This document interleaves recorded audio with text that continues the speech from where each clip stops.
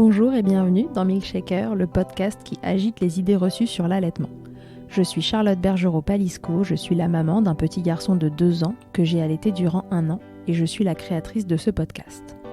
Dans la vie, je suis ostéopathe spécialisée en périnatalité.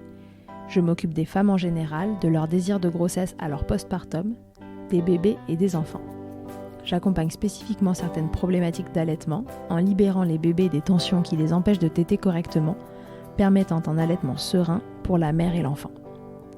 Au fil des consultations, je me suis rendu compte que le principal frein à l'allaitement, c'était le manque d'informations, de partage d'expériences et de vécu dans une société où l'allaitement n'est pas une norme. Je vous propose donc d'interroger avec moi des mamans et des papas sur leurs expériences, mais aussi de vous informer auprès de professionnels spécialisés en allaitement. Mon objectif est simple, vous informer, vous donner les clés pour faire des choix en conscience, banaliser l'allaitement sous toutes ses formes, vous le rendre plus accessible, plus facile et alimenter ce fameux village dont on a tant besoin pour élever un enfant. J'ai l'honneur aujourd'hui de recevoir Marie. Vous la connaissez sûrement déjà, on l'appelle Little Bunbao sur les réseaux. C'est elle qui vous parle avec ses mains sur de jolis fonds colorés et vous apprend à communiquer d'une autre façon avec votre bébé, en langue des signes française. Marie est la maman de Bao et Summer, 2 petites filles qu'elle a allaitées ou qu'elle allaite encore. On dit que 2 allaitements ne se ressemblent jamais, et c'est le cas dans l'histoire de Marie. Bao et Summer sont 2 enfants nés avec des freins de langue restrictifs qui ont la réputation de mettre à mal l'allaitement. Mais cela s'est passé de façon radicalement différente dans les 2 cas.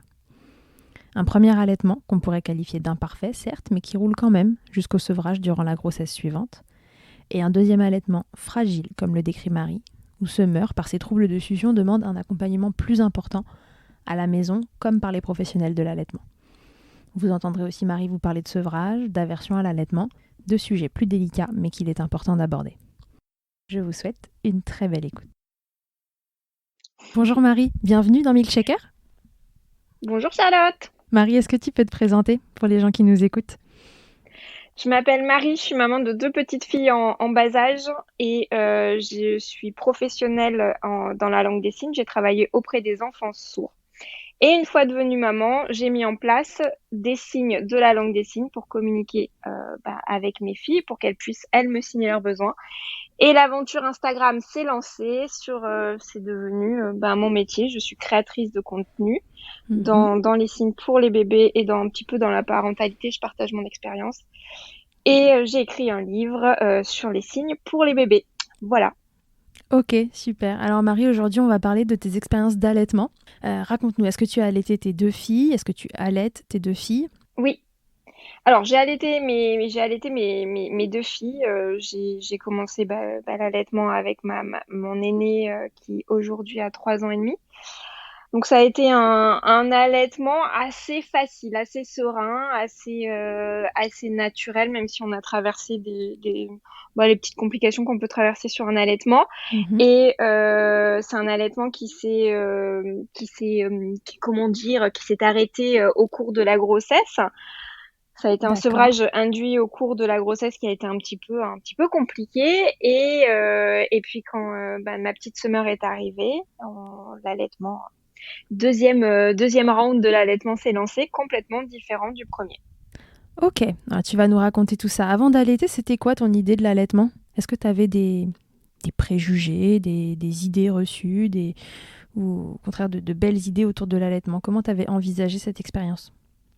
Alors, j'avais aucune référence dans l'allaitement. Pour moi, l'allaitement n'existait pas. J'ai pas été un bébé allaité. Ma mère ne m'a pas allaité. Je n'ai vu, je pense, personne allaiter autour de moi. Je suis une des premières dans mon groupe d'amis à avoir eu un enfant. Donc, la question ne s'est pas posée. Donc, pour moi, c'était quelque chose, de ce que je me rappelle des images d'allaitement qui me mettait un brin mal à l'aise parce que pour moi, comme malheureusement encore aujourd'hui, la poitrine de la femme est très sexualisée et voilà, c'était quelque chose, je suis pas forcément à l'aise, mais pas non plus très mal à l'aise de l'allaitement et tout s'est vraiment construit au moment de mon allaitement avec ma première fille. D'accord, et alors qu'est-ce qui t'a donné envie d'essayer ? Alors, ce qui m'a donné envie d'essayer, c'est que déjà, sur ma toute première grossesse, qui était un an avant que ma première fille arrive. J'ai été enceinte et à 5 mois de grossesse, on a dû arrêter la grossesse pour une très lourde cardiopathie sur cette petite fille que je portais. Mhm. Donc, il y a eu tout un deuil qui a dû se faire derrière et forcément sur la grossesse de ma deuxième fille, de Bao, donc mon aînée. Et finalement, tout ce qui a été autour de la maternité a été abordé complètement différemment. J'avais envie de profiter, j'avais envie de vivre l'expérience qui m'était offerte par la vie Mhm. à 100%. Donc forcément, l'allaitement faisait partie, en tout cas le tenter dès la naissance. Il y a eu la tétée de bienvenue. J'avais pris les infos pour voilà pour si je souhaitais allaiter, etc. Mais j'étais dans un petit parcours d'allaitement et ça s'est mis en place tout seul, mais parce que voilà, j'avais envie de profiter pour moi, de ce cadeau de la vie, d'avoir ma fille et de connaître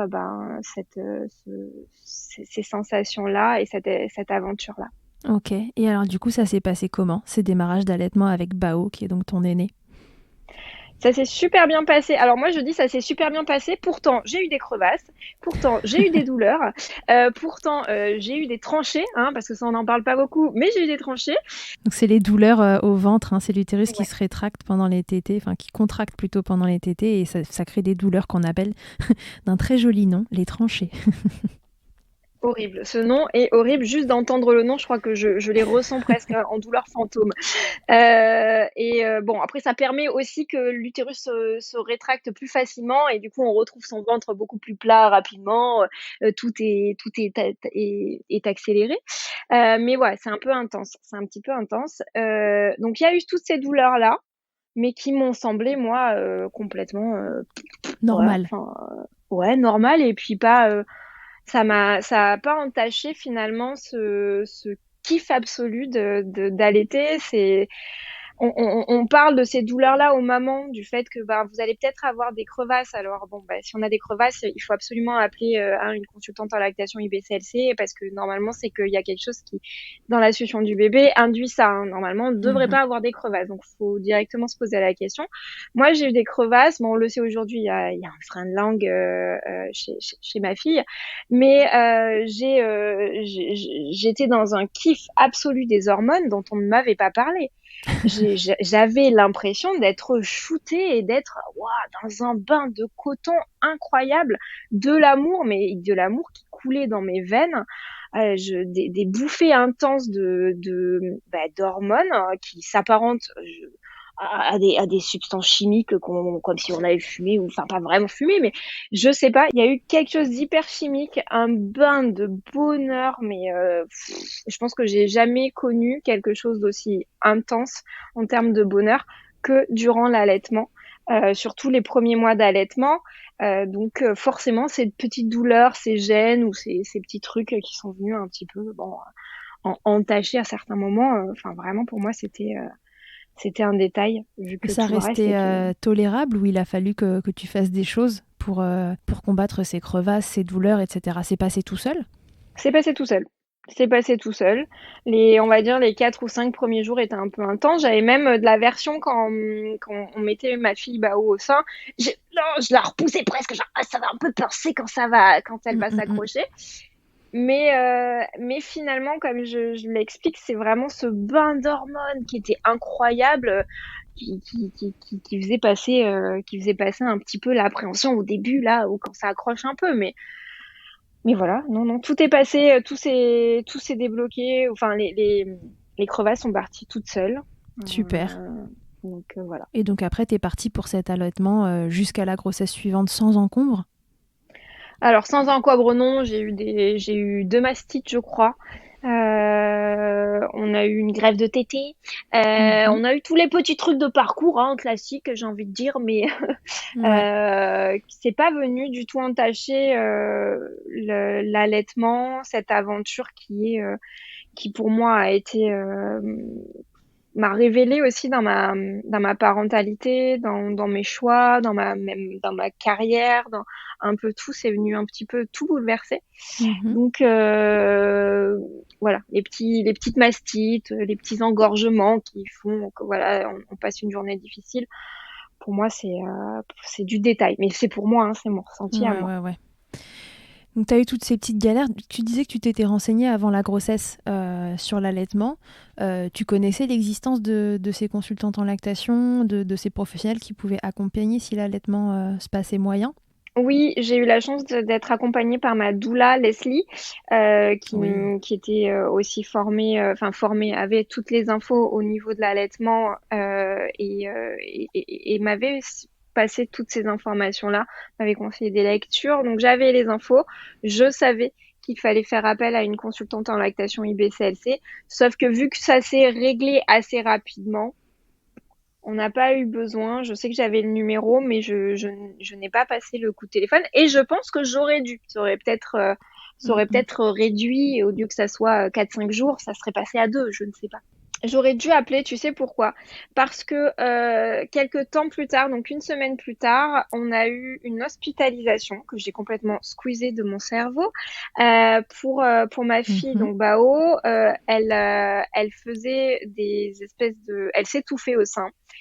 Et elle passait toute bleue et ils ont voulu vérifier qu'il n'y ait pas de malaise cardiaque. Donc, on s'est retrouvé aux urgences 7 jours de vie, hospitalisée, avec toute scopée. Donc, elle avait des fils branchés partout parce que pendant Oh. certaines tétées, elle s'étouffait.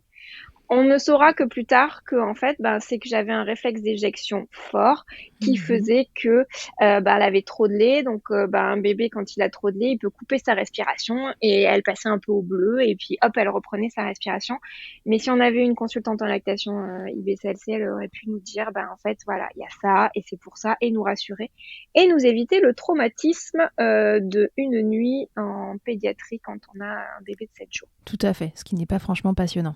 Mais bon, tout ça, la preuve quand même que un bébé qui a un frein de langue, parce que Bao ne s'est pas mis à avoir un frein de langue plus tard, elle l'a, elle l'a depuis qu'elle est née, c'est possible d'allaiter un bébé qui a un frein de Complètement. langue.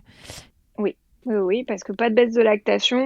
On n'a pas eu ce qui peut être assez classique sur un frein de langue. Elle pinçait un petit peu, mais on n'a pas eu. Enfin voilà, il n'y avait pas trop de choses qui me faisaient aller sur le frein de langue au départ.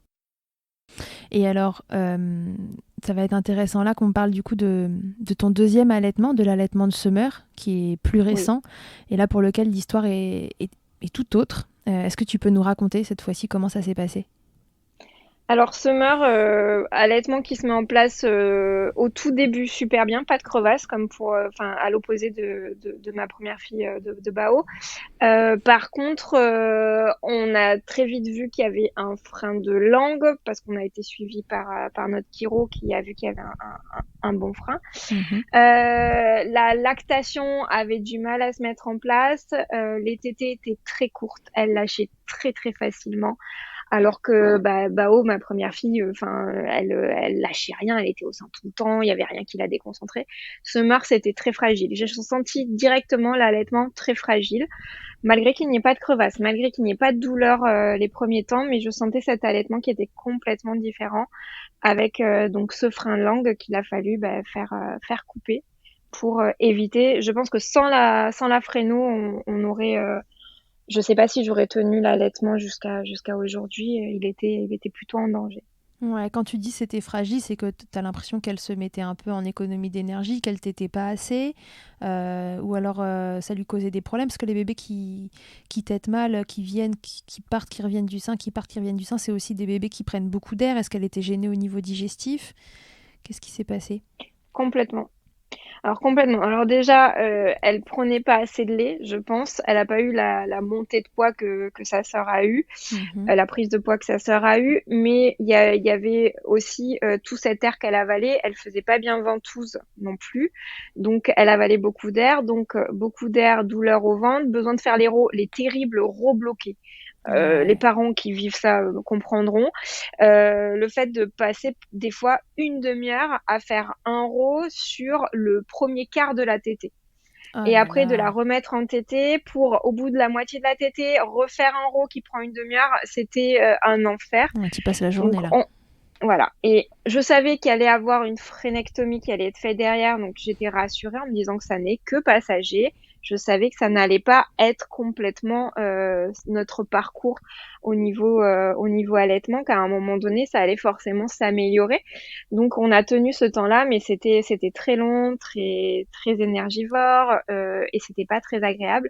Et puis Mhm. il y avait vraiment ce fait qu'elle tétait, qu'elle lâchait, que j'avais peur qu'elle prenne pas assez de lait et elle stimulait pas assez. Donc c'était, enfin voilà, il y avait au niveau digestif, mais aussi au niveau quantité de lait qu'elle prenait et moi la quantité de lait que j'allais aussi produire suite à la stimulation qu'elle faisait, Bah vu oui. qu'elle lâchait beaucoup. Bon, voilà, c'était un peu compliqué. Et du coup, elle prenait quand même assez de poids ou il y avait aussi ce sujet-là à gérer? Elle prenait assez de poids au début.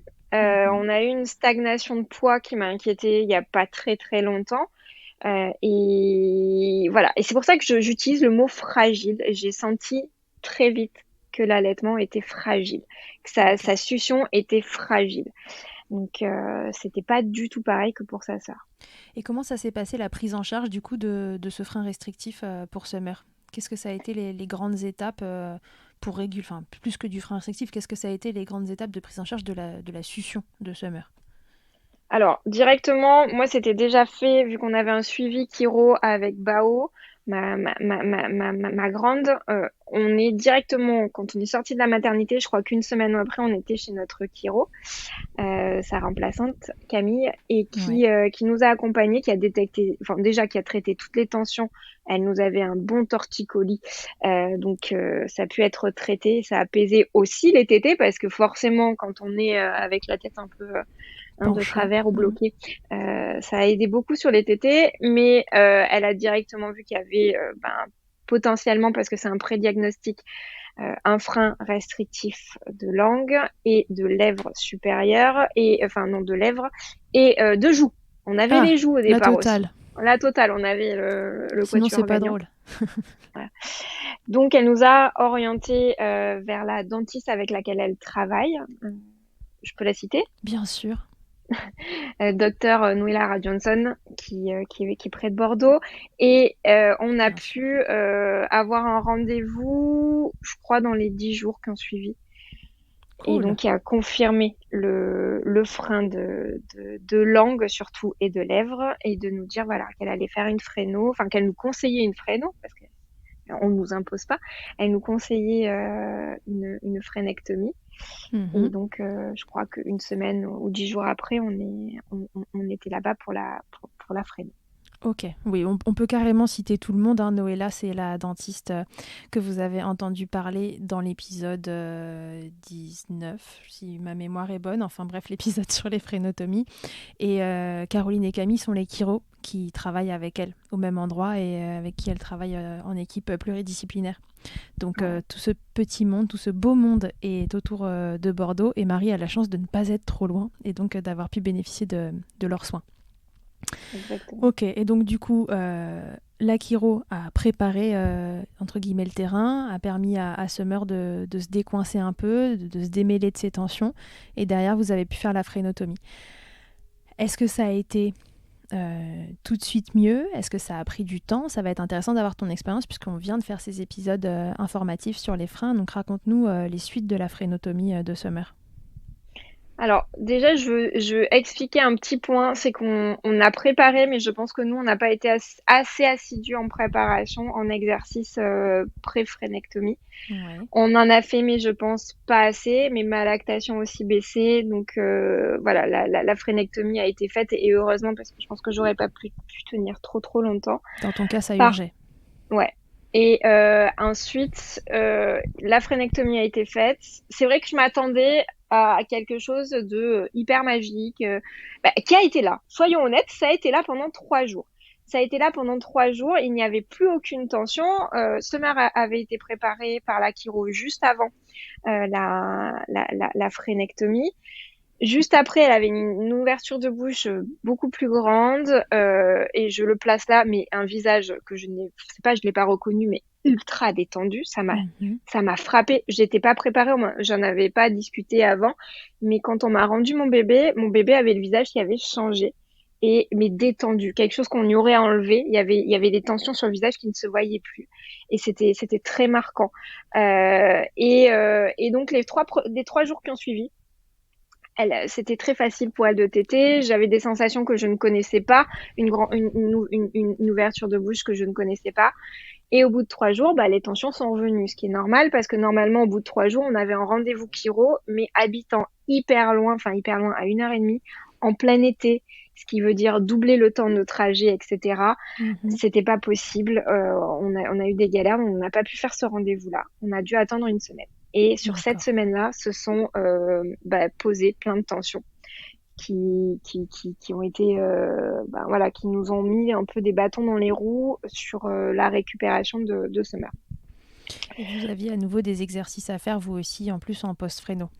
Ouais. Et en post-fréno, en plus, les exercices, on les a bien faits. On avait James, donc c'est mon mari. Donc, James était à fond sur les étirements parce que moi, bon, voilà, j'étais pas très solide sur les étirements. C'était pas le meilleur moment que j'ai mis là. Donc mon mari, aucun souci. Et c'était bien que mon mari soit là, il faisait des étirements, enfin vraiment, il faisait ça très très bien. Donc je sais pas du tout. Les exercices étaient moins faits régulièrement parce qu'il y a les étirements. Donc c'est le fait d'étirer la plaie, d'éviter que ça se reforme, etc. Mais il y a Mhm. aussi tous les exercices pour faire lever la langue, pour stimuler dans la bouche, etc. Et les exercices qui étaient ma partie à moi étaient moins bien faites, on va dire.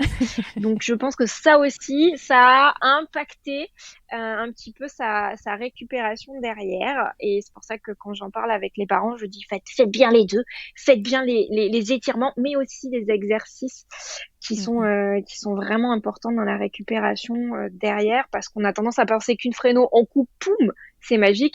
Non, derrière, il y a vraiment toute une rééducation, il y a tout plein de choses à mettre en place Ouais.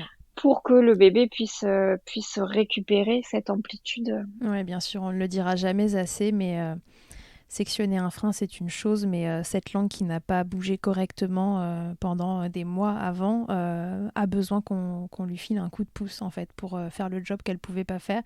Et ben voilà, ça demande des exercices, une sorte de rééducation derrière qui est assez importante. Mais alors, du coup, comment elle tète maintenant, cette Summer? Comment ça a évolué? Alors, alors c'est un peu que ça reste toujours fragile, mais moins fragile que ça n'était. Ma lactation, pour le coup, elle est remontée en flèche. Donc Super. ça, c'est ce qui fait que du coup, bah, Summer a son apport en lait. Mais on a un bébé qui va régulièrement se récupérer la tension, les tensions au niveau de la nuque, enfin d'un côté. Enfin, je ne sais pas, ça n'est pas mon domaine. Mais voilà, il y a des tensions qui vont revenir un petit peu bloquer et refermer cette amplitude au niveau de la bouche. Donc il faut bien qu'on fasse des bains chauds. Donc je la mets dans des bains chauds, je l'apaise, je fais faire le guppy, donc je lui mets la tête doucement en arrière pour qu'elle étende. Depuis qu'elle est aussi sur le ventre, ça aide beaucoup parce que bah, elle a grandi, donc maintenant elle roule, elle se met beaucoup plus longtemps sur le ventre, donc elle l'étire aussi. Donc ça reste fragile parce qu'on n'a pas cette amplitude, mais qui est pour moi due au fait que elle se rebloque régulièrement. Elle a Mhm. roulé du canapé il y a 1 mois et demi, et ça a impacté des choses. On n'a pas pu nous aller directement chez la chiro parce qu'on n'est pas à côté. Et donc à chaque fois qu'il y a des petits blocages, et bien ça vient Réimpacter je vais y l'allaitement. arriver. Exactement, ça vient impacter l'allaitement à chaque fois. Donc C'est un peu un travail sur le long cours, finalement, tout ça. complètement. Et ça, on le savait avec Noëlla, docteur Noëlla, elle nous a vraiment bien accompagnés, nous a bien expliqué tout ça. Et c'est vrai que moi, bah, j'avais vraiment cette idée que quand même la frénectomie allait tout changer. Non, non, c'est pour ça qu'elles font tout un travail pluridisciplinaire qui est formidable. Elles travaillent toutes ensemble, consultantes en lactation IBCLC, chiro et dentiste, Mhm. pour que finalement la récupération soit la meilleure possible en travaillant tout ensemble. et avec le parent parce que elles sont là à nous coacher. Enfin, enfin moi, je pouvais lui envoyer le soir des textos pour lui dire, ben là, ce soir c'est un peu plus compliqué, lui envoyer des vidéos pour lui montrer l'amplitude, etc. Donc elle nous a beaucoup accompagnés et heureusement ça a été vraiment un soulagement d'avoir cet accompagnement-là. Mais c'est vrai que ça nous demande du temps et ça nous demande encore aujourd'hui. On est à 4 mois après la frénectomie, 3 mois et demi pratiquement. Il faut qu'on continue à faire le guppy ou à faire des bains tièdes. Et le mieux, ça serait qu'on puisse aller chez la chiro. Mais bon, en période de confinement actuellement, etc., c'est compliqué. C'est pas très simple. Ouais. Ok. Oui, et puis il y a des bébés qui nécessitent un peu plus de soins mécaniques que les autres. Il y en a qu'il faut un petit peu suivre dans leur début de vie parce qu'ils sont un peu plus coincés que les autres et qui nécessitent qu'on les accompagne un peu au fur et à mesure où ils grandissent. Et peut-être que Summer en fait partie et que voilà, du coup, ça peut mettre de temps en temps des petits bâtons dans les roues à votre histoire. Voilà. Sans cet accompagnement que tu as trouvé super, alors, outre l'aspect technique de la frénectomie, des séances de chiro, etc., le côté soutenant de cet accompagnement, j'ai cru comprendre que ton mari était hyper impliqué aussi, puisque c'est lui qui a fait tous les exercices, etc. Que serait de cet allaitement que tu trouvais fragile sans tout cet accompagnement autour ? On serait au biberon. Vraiment, on serait au biberon. Il y a même des soirs où j'écrivais à mon amie Julie qui a fait toute la formation de consultante en lactation, IBCLC. Il y a plein de soirs où j'écrivais en disant je vais lâcher. J'avais peur qu'elle ait pas assez de lait. J'étais très inquiète pour ma fille. Donc sans cet accompagnement-là des copines, des réseaux, de tout ce que aussi Noëlla a mis en place, etc. Donc je l'appelle Noëlla parce que même maintenant je la connais aussi dans la vraie vie. Et mon mari, tout ce soutien, ma mère aussi qui m'a soutenue, je pense que j'aurais lâché. J'aurais lâché parce que c'était très compliqué et que c'était pas facile comme un allaitement devrait être facile. Ouais. Voilà. Oui, c'était pas ce que tu avais imaginé et en plus la première fois ça s'était bien passé donc tu t'attendais pas à ça. Ouais, la première fois ça s'était bien passé, elle est restée au sein, elle tétait longtemps, Elle avait des rots bloqués aussi, hein.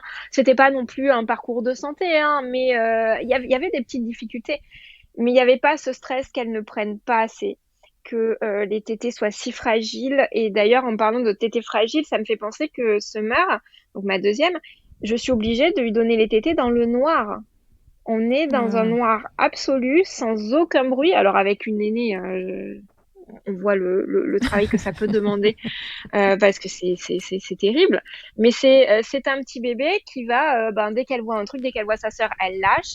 Elle prend une gorgée et puis elle a complètement autre chose à faire. Donc c'est pour ça que j'utilise ce mot fragile en termes d'allaitement parce que elle peut lâcher à tout moment et ne pas avoir son apport de lait, ce qui est allé jusqu'à avoir une infection urinaire, une infection basse parce qu'elle ne prenait pas assez de lait. Et finalement, à faire confiance à mon bébé, parce que ça, c'est ma première qui m'a appris ça, c'est j'y faisais confiance. Elle avait envie de téter, elle tétait. C'était open bar, j'y faisais confiance, je faisais confiance à son besoin de lait, à sa soif, à sa faim, etc. Et avec ma deuxième, c'est totalement différent. Si je l'écoute, elle peut être capable de ne pas téter pendant 6-7 heures. Et oui, sauf que malheureusement, le reste suit pas. Exactement. Donc voilà, maintenant on s'est imposé des tranches horaires. Si elle ne tète pas si toutes les 2 heures je l'embarque et je fais faire une tétée et elle la fera sa tétée. Elle s'éclate et tout, mais il faut qu'on soit dans le noir, dans le calme. Voilà, je pense que c'est un petit peu compliqué pour elle. Puis c'est un bébé très éveillé aussi, ce qui n'était pas le cas de Bao qui tétait et dormait, tétait. Là on est sur un bébé qui papillonne, qui est tout. Enfin voilà. Oui, et puis qui a une grande sœur qui court autour et qui est trop intéressante. Ouais. Exactement, elles ont toujours été connectées dès dans le ventre elle s'éveillait quand sa sœur courait, rigolait, pleurait, donc elles sont connectées et aujourd'hui ça se confirme plus. Ok. Et maintenant tu as l'impression que c'est bon, c'est parti, on est sur un truc qui roule ? Non. Pas encore. On est sur quelque chose encore de fragile. La confiance revient, je pense qu'on est un mois et demi après ces épisodes où il y a eu l'infection basse au niveau urinaire, où là Mhm. j'ai perdu toute confiance en moi en tant que maman, en tant que confiance que j'avais en moi et mon instinct de mère. Donc le poids a stagné. Il y a eu cette Ouais. infection, donc prise antibiotique. Derrière, prise antibiotique, dérangement au niveau des intestins, donc perte de poids. Bon bref, on a eu un mois un peu compliqué où là, quand on l'a repesée et que j'ai vu qu'elle avait pas pris de poids, mon cœur s'est emballé et là je me suis dit il y a un problème, ça va pas. On a dû faire des examens au niveau des reins, enfin une écho, hein, mais bon voilà, il y a quand même eu besoin de faire ça, des tests au niveau de l'urine pour vérifier qu'il n'y ait pas encore une infection urinaire qui traîne. Ma consultante en lactation, Julie Longhi, qui m'a accompagnée et qui m'a oh là là, ça a été ma bouffée d'oxygène durant ce mois terrible. Elle a été là, elle m'a apaisée, elle avait confiance quand moi j'avais plus confiance en moi-même. Elle avait confiance en moi et en mon bébé, et ça m'a fait énormément de bien qu'elle Mhm. soit présente pour moi. Et d'ailleurs, elle a été présente pour la toute première pesée. Quand on a tout remis en place, elle a été présente pour cette toute première pesée. J'étais là, non, non, j'ai besoin que tu sois là pour la peser. Je me sens pas d'être toute seule au moment où je vais la peser. Si ça a pas bougé sur la balance, ça va être l'horreur. Ouais. Et donc, j'ai eu besoin qu'elle soit là. Donc, elle a été là pour cette pesée où elle avait pris du poids, elle avait grossi. Ça a été un soulagement. Mais cet accompagnement-là m'a énormément aidée. Mhm. Donc voilà, ça a été très très très très fragile toute cette période. Et même si là, c'est encore fragile, j'ai quand même tout cet accompagnement-là de la part de ma consultante Julie. Et puis bon, la confiance revient, tout doucement, elle revient parce que le poids est revenu et qu'on a trouvé des stratégies, faire les tétés dans le noir, imposer des horaires. Alors ce qui est à l'encontre finalement de l'allaitement, normalement on fait Mhm. open bar.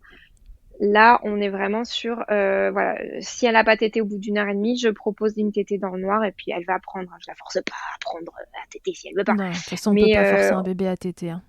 non, non, non, non, ça c'est clair et net. Du coup, mais bon, dans le noir, enfermées toutes les deux au calme, dans un moment très tendre, c'est là où elle va faire ses tétés. Voilà. Ok, donc petit à petit, vous reprenez confiance. Enfin, tu reprends confiance en ton allaitement et en summer, et on espère que ça va vous amener vers de beaux jours, un allaitement serein et, euh, et qui dure autant ou plus que celui de Bao. Exactement. Comment ça s'est passé le sevrage pour Bao? Parce que du coup, c'était pendant ta grossesse, si j'ai bien compris. Compliqué, Compliqué. très compliqué. Alors ça, moi je trouve qu'on n'en parle pas assez. Et j'ai d'ailleurs fait un live à ce sujet-là parce que j'ai vu que ça animait beaucoup de monde. Mais alors le sevrage du bambin, Hmm. waouh! J'ai l'impression que je l'ai sevré de sucre ou c'était vraiment, on a l'impression de. Alors déjà, moi je me suis sentie démunie parce que je n'avais pas enfin, de choses à proposer que ça. Je l'ai vue, elle, complètement accro. Accro, mais à des points où je me rappelle que la nuit, elle pouvait venir jusqu'à téter mon nez, quoi, en cherchant, cherchant, Pauvre cherchant. shoot. C'est ah waouh! Et donc là pareil, je me suis rapprochée d'une consultante en lactation IBCLC, Céline, qui m'a beaucoup accompagnée sur ce sevrage-là de manière hyper douce, en convertissant finalement le temps des tétés en temps hyper qualitatif avec ma fille, que ça soit des bains en peau à peau, des moments de massage, des moments de câlin, mais de câlin où on fait que ça. On est l'une contre l'autre, on se serre fort et on est connectés l'une à l'autre. Ouais. On a converti tous ces moments là-dedans. Et ben finalement, ça s'est passé, mais ça a été très long. Moi, je pensais qu'en allez 2, 3 semaines, c'était allez hop, on était parti sur, elle aurait été sevrée. Non, non, ça a mis pratiquement toute la grossesse à se mettre en place. On a même eu pendant 2 mois plus du tout de tété. Et moi, je Ok. pensais que au bout de 2 mois, les bébés oubliaient, enfin les enfants oubliaient la manière dont on tète. J'avais des copines qui me disaient, oh ben ça fait 15 jours que mon enfant ne tète plus, ça y est, elle ne sait plus retéter, etc. Non, bah ouais, elle Non, avait non, rien bah oh, oublié. jamais, rien. Toujours là. Réflexe de succion, il est toujours là. Elle sait, enfin je sais pas si on dit réflexe de succion, mais en tout cas sa succion pour téter, elle l'a pas Ah, oublié. elle avait rien oublié du Donc tout. non. Donc voilà, ça a été du travail et vraiment beaucoup de questionnements, d'angoisse de mon côté sur ce sevrage-là. Pourquoi tu voulais la sevrer? Parce que tu n'imaginais pas un co-allaitement et que tu as voulu préparer ça pendant la grossesse? Est-ce que tu as vécu ce qu'on appelle ces aversions à l'allaitement pendant la grossesse et que ça t'était insupportable? Est-ce qu'il y a quelque chose qui a motivé ce sevrage? L'aversion, c'était terrible. Les tétées pendant la grossesse étaient pas vraiment douloureuses. C'était pas ça. C'était pas. Enfin, il y avait des moments où c'était douloureux, soyons honnêtes. Mais il y avait une aversion. J'avais des bouffées de haine qui montaient. Alors moi qui suis quand même dans une éducation non punitive, assez cool, empathique, j'avais des moments où je serrais mes poings et où j'avais envie, c'était de la repousser. Ouais. Donc c'était absolument pas agréable, absolument pas constructif pour nous parce que je me disais si elle le ressent et je devais lui verbaliser c'est ce que je ressentais aussi, bon sans aller avec les mots que je suis en train d'utiliser là, hein, c'était pas très sympa, mais lui dire ouais c'est pas agréable pour moi Bao, je ressens vraiment, enfin oui, moi j'ai des émotions, j'ai de la colère qui arrive quand tu t'aides. Et puis m'écouter aussi, je me suis beaucoup écoutée en me disant, bah, Marie, si finalement tu ressens cette colère, que tu as ce côté où tu as envie de protéger ce bébé, parce que c'est ce que je ressentais. J'avais un Mmh. utérus contractile, donc il contractait facilement. Je ressentais ça pendant les tétés, et je me suis dit, bah écoute-toi. Ben, et enfin, c'est un des meilleurs conseils, hein, c'est de s'écouter Bien finalement. sûr. Écoute ce que ton corps t'impulse, ne t'impose pas quelque chose qui n'est plus agréable. Et ça, c'est hyper important de le rappeler. Si les tétés sont dans cet état-là, si il y en a un des deux qui est en souffrance, que ça soit l'enfant ou le parent qui ressent ces émotions négatives, etc., il vaut mieux passer à complètement autre chose. C'est pas Mmh. censé être ça, l'allaitement. C'est pas censé être une lutte. Donc, il vaut mieux complètement donner un biberon, être hyper relax et hyper épanoui, s'éclater, que se forcer à allaiter. Ça c'est clair et net. Donc je me suis écoutée et puis on a travaillé ce sevrage-là, mais qui a été très, très, très, très long. Ouais, tu as ressenti ce besoin de protéger ton bébé qui était à l'intérieur de ton ventre Ouais. parce que les tétés déclenchant des contractions, tu avais l'impression que c'était pas bon en fait pour toi, c'est ça? Alors, Enfin pour bébé. je peux pas aller jusqu'à dire que les tétés déclenchaient des contractions. Ça, j'ai essayé d'analyser et de me faire une petite statistique moi-même à la maison, mais je n'ai pas pu l'observer. J'ai pas vu de corrélation entre les tétés et les D'accord. contractions. Parce que j'avais des soirs où il y avait aucune tétée et où j'avais des contractions le soir. C'est juste instinctivement ce qui m'est venu, c'est ce besoin de protéger et d'arrêter l'allaitement. Il y avait plus ce kiff, il y avait plus ces hormones dont je parlais au début, il y avait plus ce bain d'hormones, de kiff absolu, de moments de vagues d'amour que j'avais dans complètement autre chose. Par exemple, les bains, quand je prenais des Ouais. bains avec ma grande, il y avait ces bouffées d'amour qui étaient présentes toujours, mais plus sur l'allaitement. Donc je me suis écoutée et on a détissé ça tout doucement, on l'a tissé autrement. La place du papa a été hyper importante et c'est aussi là quand même que mon mari, que le papa de Bao, c'est aussi a trouvé une nouvelle place. Il avait une place déjà, il était beaucoup dans le portage, mais voilà, il a trouvé une autre place sur l'endormissement parce que c'était moi qui endormais Bao en tété avant. Ouais. Et donc, c'est le papa qui a pris le relais et qui s'est aussi éclaté là-dedans. Et puis moi, j'étais aussi bien contente de pouvoir aussi passer le relais sur l'endormissement, même si pendant pratiquement 3 ans, j'avais adoré l'endormir et avoir ces moments-là de connexion avec elle. J'étais contente aussi à ce moment-là de passer le relais. La question s'est jamais posée une fois que Summer était née et que tu n'étais plus enceinte que Bao retète éventuellement? Si, si. C'est quelque chose dont je n'ai pas parlé sur les réseaux parce que à ce moment-là, vu que Bao a grandi, je ne voulais pas que ça puisse lui porter préjudice plus tard. Donc j'essaye de protéger finalement son histoire. Mhm. Il y a des sujets que je n'aborde pas sur les réseaux, comme tout ce qui est continence, tous ces points-là Ouais. qui, je pense, relèvent de son intimité. On a essayé le co-allaitement. On a essayé parce que quand je suis rentrée de la maternité, alors, je suis rentrée de la maternité, ça c'est très flagrant comment j'ai géré c'était quelque chose qui m'angoissait énormément. Revenir de la maternité avec un deuxième bébé et mon tout premier bébé qui était là et j'avais peur qu'elle se sente abandonnée. C'était une crainte énorme que j'avais. Mhm. C'était très présent. Je suis rentrée, j'ai dit à James dans la voiture, soit tu restes avec Summer et moi je vais rentrer la première mais sans bébé Summer, hein. je vais aller vers Bao et je vais aller lui faire un énorme câlin. On a voulu faire comme ça. Donc, je suis rentrée, j'y ai fait un énorme câlin, j'ai été là pour elle, voilà. Et après, je lui ai dit, viens, on va te présenter Summer. Summer, elle est avec papa dans le salon, donc, et ça s'est super bien passé. Moi, je pensais qu'elle allait nous la pousser ou nous dire de la ramener à la mater ou je ne sais pas. Non, vraiment Rendez-la. une vague d'amour aussi. Ouais, rendez-la, c'est bon, c'est sympa, Ça va, merci elle est beaucoup. mignonne, allez, on la rend. Et non, ça s'est super bien passé. Et Summer, sortant de la voiture d'un trajet d'une demi-heure, a voulu téter. Et je me voyais pas ne pas proposer la tétée à, à Bao. Ok. J'avais l'impression que ça allait émietter son cœur. Et donc, j'ai eu besoin de le lui proposer.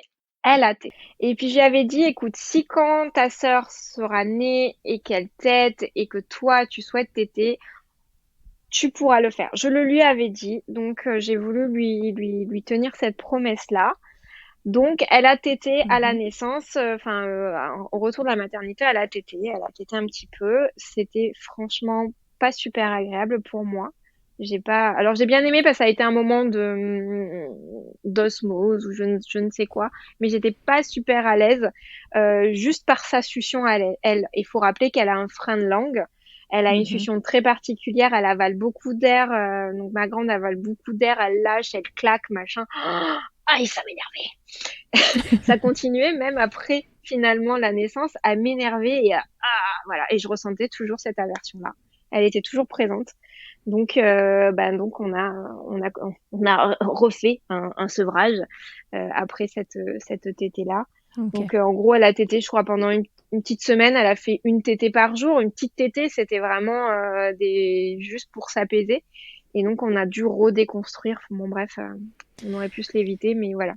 Ok. Oui, parce que finalement, les troubles de succion qui préexistaient, mais tu les as. Enfin, tu dis cet allaitement, il s'est bien passé, elle était au sein tout le temps. Enfin, il y a eu quelques galères, mais c'est un bébé qui avait des troubles de succion, mais qui n'a pas empêché l'allaitement de se dérouler à peu près correctement. Mais pendant la grossesse, c'est là que c'est ressorti, en fait. C'est là que tu as vu qu'elle prenait de l'air, qu'elle claquait, etc. Et c'est à ce moment-là que tu as pris conscience. Complètement. C'est à ce moment-là, pendant la grossesse, où sa succion me dérangeait.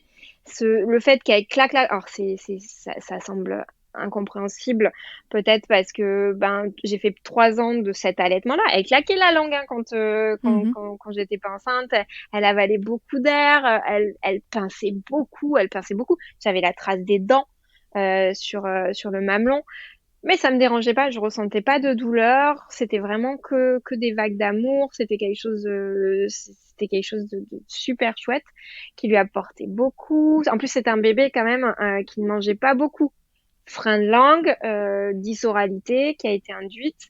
Enfin, je sais pas si on dit induite, mais en tout cas, elle avait des problèmes pour s'alimenter, donc elle mangeait très peu. J'étais bien contente d'avoir l'allaitement à ce moment-là pour savoir qu'elle avait toujours ses apports. Bien sûr. Mais c'est vrai que quand la grossesse est arrivée de Summer, il y a quelque chose qui passait plus. Le fait qu'elle ait du mal à téter, qu'elle pinçait, qu'elle mettait les dents, qu'elle avalait de l'air, qu'elle lâchait, non, Mm. C'est c'était devenu devenu insupportable. exactement. Ok. Qu'est-ce qu'on peut te souhaiter pour la suite de l'allaitement de Summer? C'est quoi le meilleur des scénarios?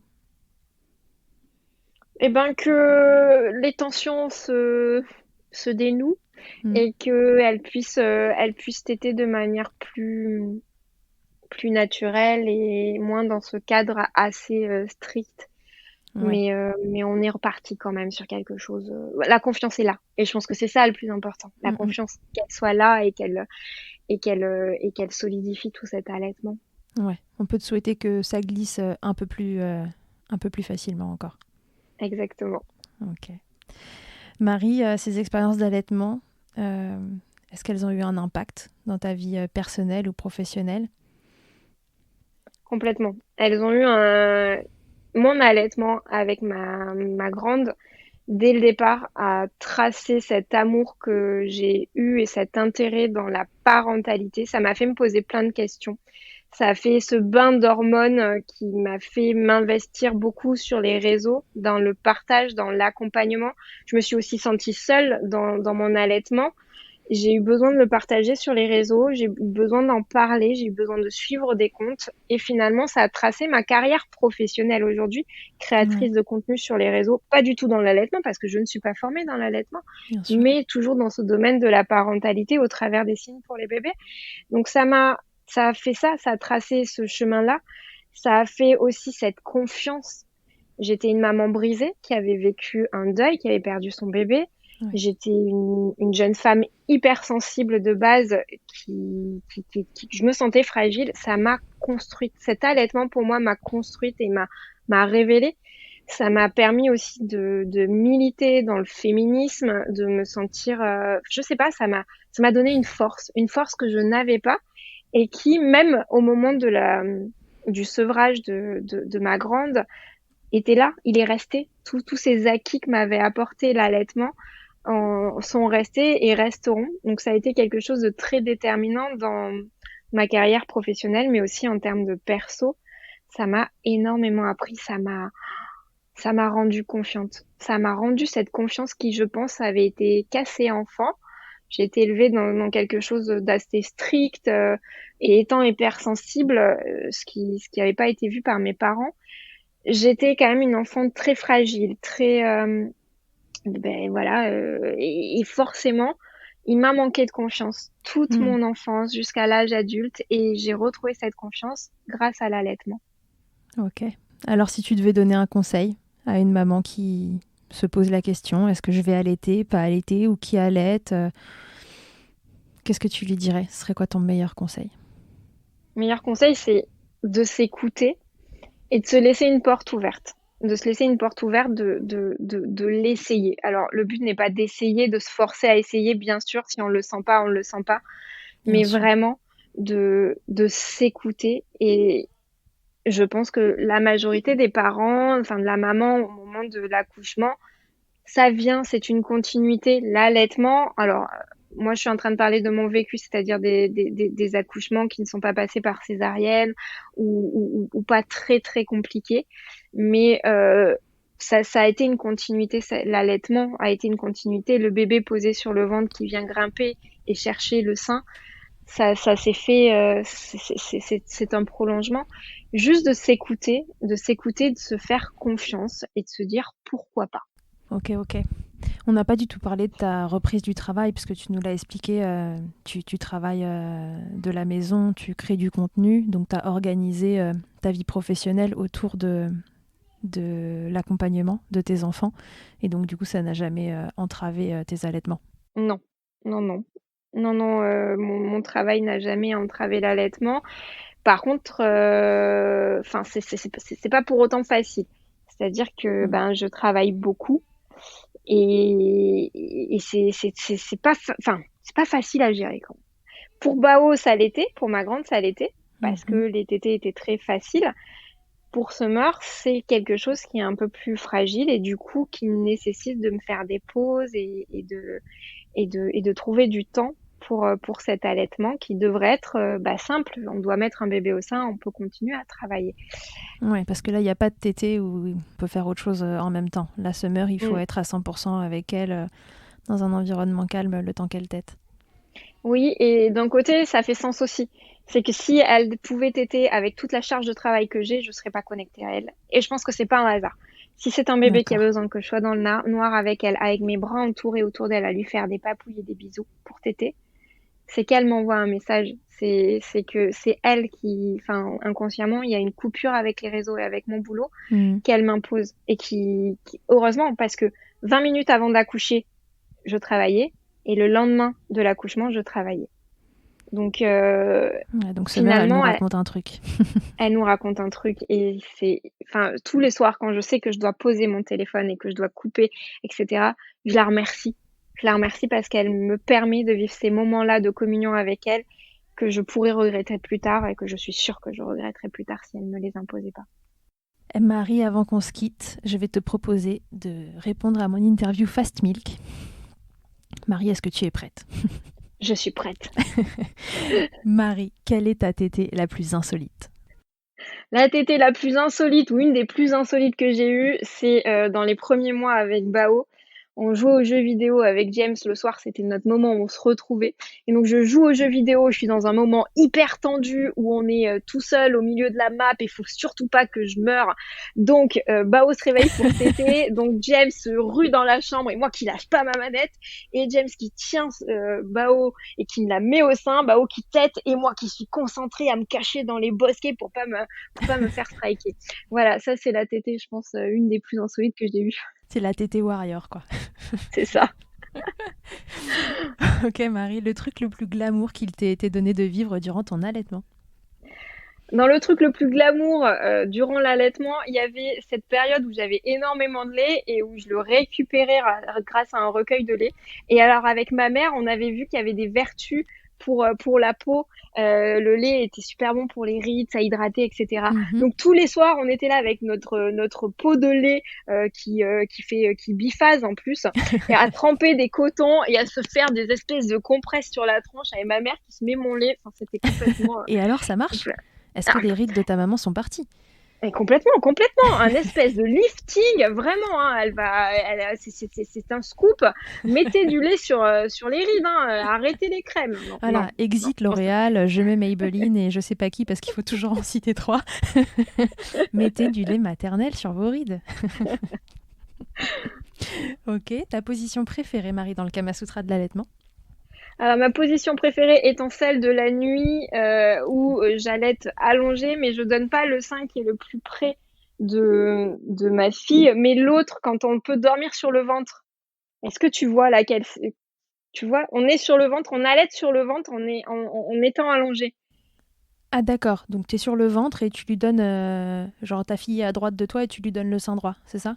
Exactement. Et donc avec mon bras, en fait, j'évite de l'écrabouiller Oui. et c'est ma tétée, c'est celle-ci. C'est celle-ci qui sauve mes nuits, qui m'évite de me réveiller en plus et qui me permet après de rebasculer et de me rendormir sur l'autre côté, mais qui m'évite de me. Ok. C'est ma préférée, c'est ma préférée. C'est la tétée où on peut rester semi-endormi en même temps et que tout se passe bien, quoi. Exactement.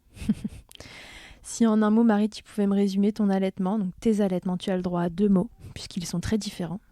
Alors pour résumer, un mot pour chacune. Pour Bao, ça sera easy. Voilà, c'est le mot easy. Et pour Summer, c'est fragile. Mais voilà, je sais que ça basculera sur autre chose, mais pour l'instant, vu qu'elle est toute petite, on va dire fragile. Bah, tu viendras nous raconter la suite. Tu viendras nous raconter Oui. Quel mot tu donneras à cet allaitement dans X temps. Avec grand plaisir. Ok Marie, bon, merci beaucoup d'avoir répondu à toutes ces questions. Merci à toi, c'était un joli moment. Je vous rappelle que vous pouvez donc suivre Marie si vous ne la suivez pas déjà. Son compte c'est Little Bun Bao. Et donc, elle vous raconte plein de choses sur son compte. Donc, elle crée plein de contenus. Ça parle d'allaitement. De temps en temps, je vous invite à checker les posts qu'elle fait sur son allaitement. Elle raconte ça. Enfin, elle raconte ça une première fois d'une façon un petit peu différente. Et ça peut être intéressant pour vous qui voulez en savoir plus, d'aller les lire. C'est toujours joliment écrit. Les photos sont absolument incroyables, on en parle. Elles sont toujours canon. Donc même si vous voulez pas lire le contenu, juste aller faire du bien à vos yeux et regarder les photos du compte de Marie parce que c'est toujours un plaisir. Marie vous accompagne donc pour la LSF, donc la langue des signes française appliquée, encore une fois, aux bébés et aux enfants. Voilà, je vous donne un tout petit peu de mon expérience perso. La langue des signes à la maison, c'est un truc qu'on a mis en place aussi. On a un bébé qui a parlé très tôt. C'est souvent une question qui revient, ça d'ailleurs. Je t'ai déjà vu plein de fois en story dire « Oh là là, mais est-ce que ça va pas entraver le langage ?» Non, rassurez-vous, ici à 18 mois, ça parlait déjà. D'ailleurs, j'étais presque frustrée de ne pas pouvoir signer parce qu'il voulait plus signer. Et voilà, c'est un super accompagnement. Et puis on s'en sert encore aujourd'hui pour les émotions, pour tout ça, à l'âge où on rentre dans le dur, soyons honnêtes. C'est pas facile tous les jours à 2 ans passés. Ouais. Mais la langue des signes, c'est vraiment un outil de dingue avec vos enfants. Donc si vous passez par là, par Milkshaker et que vous connaissez pas ça du tout, connectez-vous au compte de Marie, regardez là, vous signez des mots tous les soirs ou tous les 2 jours, je sais plus, en story. Et voilà, imprégnez-vous de son univers, il est vraiment super. Marie, merci beaucoup. J'étais très contente de t'interroger. Comme je te le disais en off, avant qu'on commence, je crois que tu es le premier ou le deuxième compte que j'ai suivi sur Instagram. Et donc voilà, j'étais hyper contente de t'interroger aujourd'hui. Merci beaucoup, beaucoup. Merci à toi. J'ai un grand smile sur le visage. Il ne se voit pas à travers l'audio, mais j'ai un grand smile de ce joli moment. Donc merci à toi. Trop cool. Et ben, à tous et à toutes, à très bientôt dans Milkshaker. Merci mille fois d'avoir écouté cet épisode de Milkshaker. Vous pouvez suivre l'actualité du podcast sur le compte Instagram du même nom et sur mon site internet charlotte-bergerot.fr où vous retrouverez tous les épisodes mais aussi une rubrique Milk Letters constituée de témoignages écrits, un autre support pour vous transmettre toujours plus. Si vous avez aimé ce podcast, n'hésitez pas à m'aider en le soutenant. Pour cela, je vous invite à vous abonner, à laisser un commentaire, à lui attribuer 5 étoiles en fonction des plateformes ou encore en parlant beaucoup autour de vous. Je ne vous présente plus Emma et son titre I'll Be There qui continue de nous accompagner. Et je vous dis à très vite pour un nouvel épisode. D'ici là, n'oubliez pas, prenez soin de vous, milkshakez autant que vous le voudrez et bousculons ensemble les idées reçues sur l'allaitement maternel. I hate to see you down. Can't stand to know you're hurt. When you say it's getting loud, the voices in your heart. And you know I get it, so let it all out. Keep your head up, your masterpiece, and I'll swear that I'll be there by your side. A text away, you know you can find me. It just takes a whisper and I'll be there to listen. I got you, I'll fight with you, 'cause I love you. I'll be there, I'll be there. Oh, I'll be there, I'll be there. I know I'm not perfect. Sometimes I look myself, but I hope you know I care. You can meet me anywhere. And you know I get it, so let it all out. If anyone comes at you, then I'll swear that I'll be there by your side. A text away, you know you can find me. It just takes a whisper and I'll be there to listen. I got you, I'll fight with you, 'cause I love you. I'll be there, I'll be there. Oh, I'll be there, I'll be there. Trust me every time I have you back, and I know that you'll do the exact same for me. Side by side, don't even need to talk. You know I get it, so let it all out. Keep your head up, your masterpiece, and I'll swear that I'll be there by your side. A text away, you know you can find me. It just takes a whisper and I'll be there to listen. I got you, I'll fight with you, 'cause I love you. I'll be there, I'll be there. So I'll be there, I'll be there.